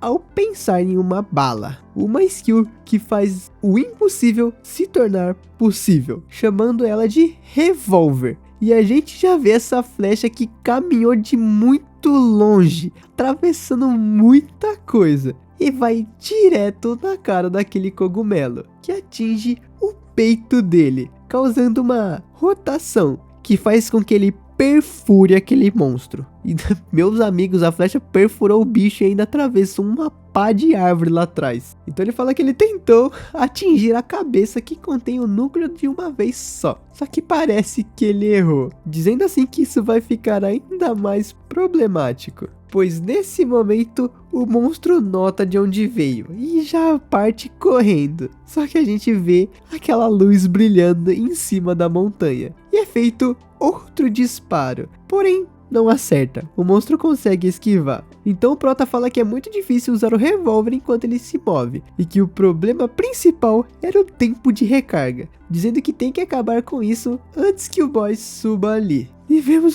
que o bicho já tá pertinho. E assim o Prota erra mais outro disparo. Porém, Dibbo parece que tá atrás de uma árvore. E o Prota já diz para que o Dibbo haja agora. E vemos que ele empunha com toda a força uma corda e puxa, fazendo com que o monstro tropece e caia algum tipo de lama. E vemos o Prota lá em cima da montanha, olhando diretamente para o bicho, que olha de volta. Porém, o Dibbo já chama ele de cogumelo imundo, preparando seu machado, acertando na cara do bicho, dizendo que assim ele pode finalmente respirar, mandando o monstro vir pra cima, de uma forma muito shed. Meus amigos, olha esse Dibbo, ousadíssimo. Até minutos atrás ele tava se perguntando como ia derrotar o bicho, e agora já tá chamando pra chincha, falando que o ar está bem fresquinho, perguntando por que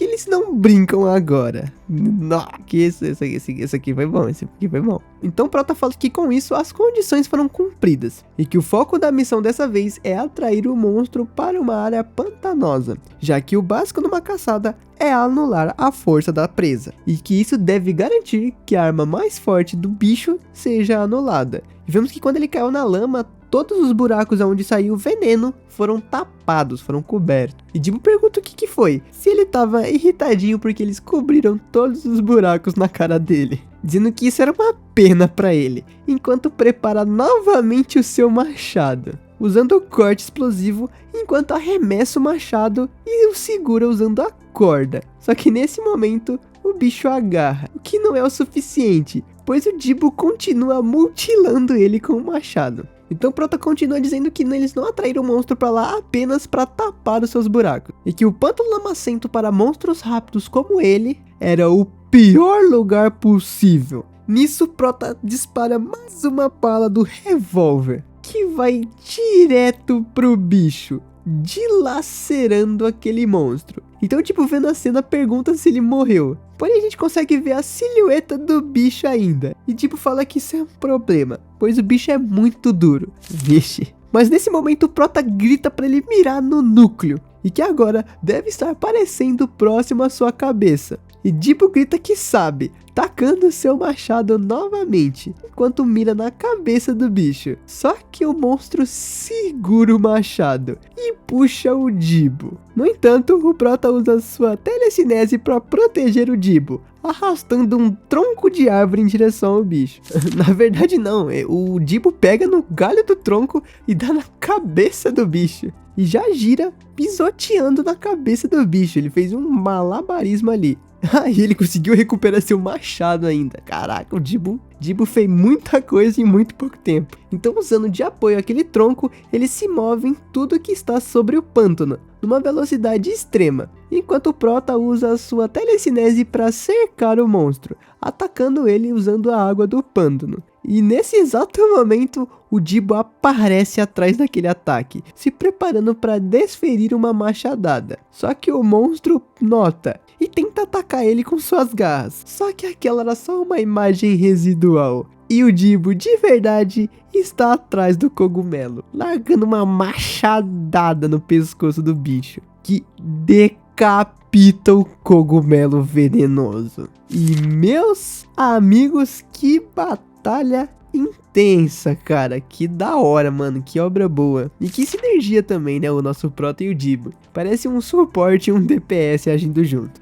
Então vemos que o Dibbo tá exausto e vira pro Prota dando um sinal de joinha. No entanto, o Prota se assusta, pois o bicho, mesmo sem cabeça, parte pra atacar o Dibbo. E consegue desferir baita de um golpe na cabeça dele, jogando seu machado pra longe. E o Prota diz que isso é impossível, pois ele tem certeza que estourou a cabeça dele. E dispara mais uma bala do revólver, porém o monstro se esquiva e começa a se mexer rapidamente de novo. E o Prota fala que deve ter esquecido alguma coisa, enquanto usa sua telecinese para tirar o monstro do chão. Porém o monstro aproveita da situação e salta em direção àquela rocha que o protagonista tá, começando a escalá-la de uma forma muito rápida. E o protagonista fala que só tem o bastante para mais uma flecha de fogo e que não terá uma próxima vez, falando também que não dá para ele atirar em qualquer lugar. Porém o Dibbo se levanta, falando que isso tava deixando ele muito puto, enquanto pega seu machado e usa mais uma vez o golpe explosivo, arremessando um machado em direção ao bicho, que pega nas costas do monstro, dividindo ele no meio. E meus senhores, novamente um Satoru Gojo, rapaziada. Todo vídeo a gente tem um Satoru Gojo, ou um Ace, ou um Rengoku. Toda obra tem alguém que é ou dividido no meio, ou tem um buraco no meio. E esse cogumelo, parando pra pensar, foi os dois, né? Ele queria ser o Ace e acabou sendo o Ace e o Gojo. E enquanto o Dibbo já tava comemorando por ter dividido o monstro, ele nota que o monstro, mesmo assim, continua escalando, dizendo pro chefe que aquilo era perigoso. Porém ele preparou mais uma vez uma flecha de fogo e atirou, só que o monstro se esquiva. E a gente consegue ver que no meio do peito dele tem meio que um monstrinho. Então o protagonista diz que então essa era a sua verdadeira cabeça, agradecendo o bicho por ter mostrado ela pra ele. Vixe, olha esse papo, protagonista, olha esse papo. E vemos que ele não usou uma flecha de fogo, na verdade foi um sinalizador. Até eu fui baitado. Não só eu, né, o Dibbo também, perguntando se aquele ataque de agora era um blefe. E assim, o Prota usa mais uma vez o revólver, acertando diretamente na cabeça do monstro, que arremessa ele pra muito longe, causando um estrago no chão e na floresta. Então o Dibbo fala que esse cara tá sendo um pé no saco do início ao fim. E o monstro explodiu, e aquela explosão toda tava indo em direção ao Dibbo. Então o Prota usa a telecinese pra puxar ele de volta, enquanto o Dibbo agradece, dizendo que pensava que ia morrer. Então vemos que a floresta agora estava toda repleta daquele gás venenoso. E Dibbo pergunta pro Prota se realmente havia acabado, e ele diz que sim, falando que o Dibbo havia se saído muito bem. E enquanto ele estava dizendo para eles pegarem a pedra de mana quando o veneno se dissipasse, a gente vê algo se mexendo. E é novamente aquela carcaça do bicho. E do peito dele a gente consegue ver uma pedra de mana. E não é possível que esse bicho não morreu. Até o Dibbo já tá coringando. E a gente não vê o desfecho dessa luta. E a gente parte pra sala, onde o cara do tapa-olho tá falando com o Rakan. E o Rakan tá dando risada, perguntando se ele apenas voltou com as mãos vazias, dizendo que o seu temperamento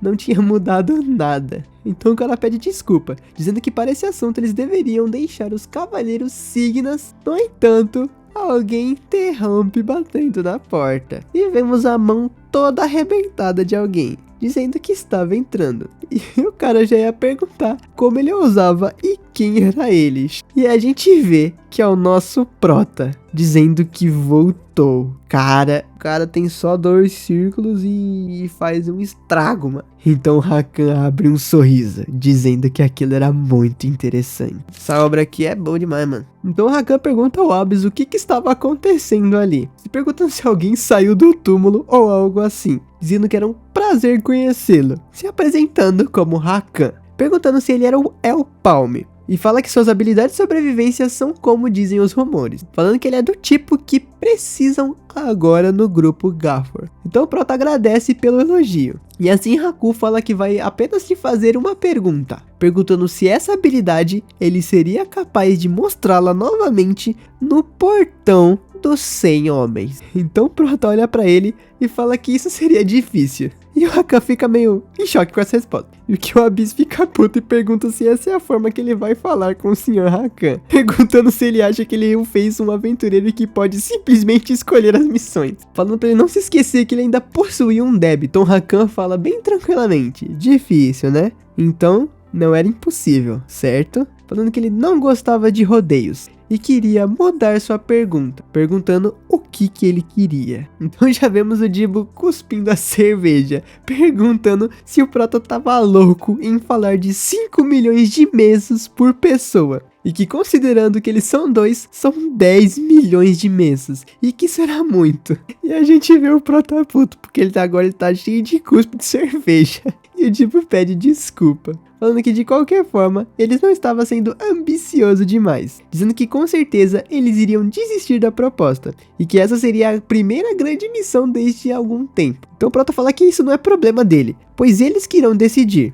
Jibo fala que agindo de forma indiferente depois de fazer uma bagunça dessas, e que se não desse certo, o Abyss ia colocar eles no livro negro. No entanto, alguém chega na sala, falando que eles parecem relaxados, diferente deles que sentiam que iam morrer. Então Jibo já fica irritado, perguntando o que ele disse, e se era assim que eles agradeciam as pessoas por terem salvo a vida deles, e que não havia gostado dele em primeiro lugar, e que isso já bastava, falando para eles deixarem o rank de lado e partirem para a luta. Então eles já mudam a postura e se curvam diante dos dois. Então a bandana fala que julgou eles tendenciosamente enquanto questionava suas habilidades, e que está envergonhado dele mesmo como um aventureiro, e que quer se desculpar com eles de verdade, entregando a quantia que havia sido prometida, de 1,5 milhão de mesos, e que todos colocaram um pouco mais como agradecimento. Então Jibo fica confuso e agradece. E Prota diz que não precisam disso, e que o acordo deles foi de 1,5 milhão de meses, e que só fez o trabalho que foi pago para fazer. E que ele podia deixar de lado esses agradecimentos, e que ele estava dizendo para ele não entender as coisas errado. Então o Jibo murmura, falando que ficou empolgado por nada, falando que acha que vai fazer a conta disso. O Prota pergunta se ele é um pirata, confirmando se o nome dele era Iburu, perguntando se enquanto a ele poderia fazer o trabalho que é pago para fazer.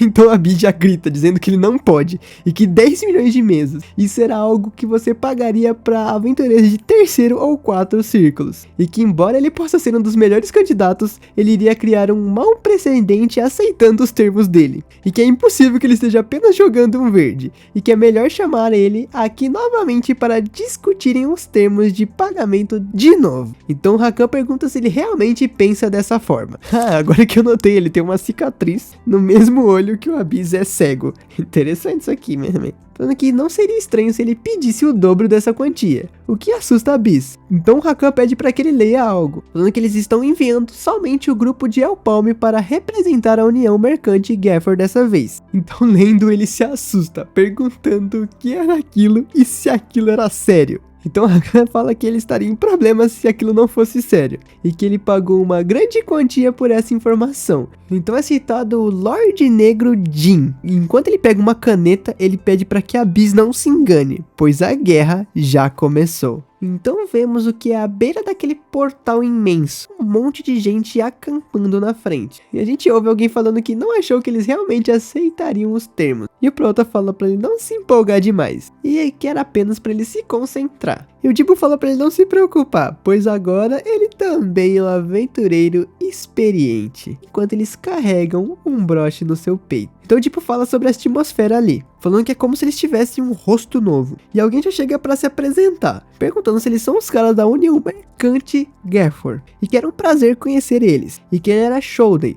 um aventureiro rank E da União Mercante Gênesis. Então ele se apresenta como aventureiro rank C, Elpalme. E o cara se assusta, perguntando se ele é realmente um rank C, falando que pensava que somente aventureiros de 2 círculos poderiam entrar pelos portais por conta das restrições. E ia perguntar como poderia um rank C, só que ele é interrompido por alguém que pergunta se ele pode nos dar um espaço, dizendo que tinha alguns negócios para tratar com aquela pessoa. E meus caros, caramba, pode tratar assuntos comigo também, não tem problema. Essa aqui é uma aventura. Aventureiraça, velho. Oxi, nossa senhora. Então o cara já sai resmungando. E o Prota nota. E voltamos para um flashback, onde ele pergunta o porquê que ele tem que fazer isso. Então a Bis fala para ele simplesmente fazer, e porque ele estava fazendo tantas perguntas, e fala que a União Mercante estará trabalhando em conjunto com a Ordem de Cavaleiros Signas, dizendo que eles seguem os ensinamentos da Imperatriz Signas, a mais forte do grupo, a Ordem dos Cavaleiros Signas, e que aquela que é chamada de símbolo do poder tem mostrado interesse nesse portal, e que a cota para o portal já foi tomada por outra União de Cavaleiros Mercantes, então eles decidiram trabalhar com eles. E mesmo que os cavaleiros estejam em treinamento, a probabilidade de sucesso será grande, e que embora eles possam ter motivos ocultos para irem a esse portal,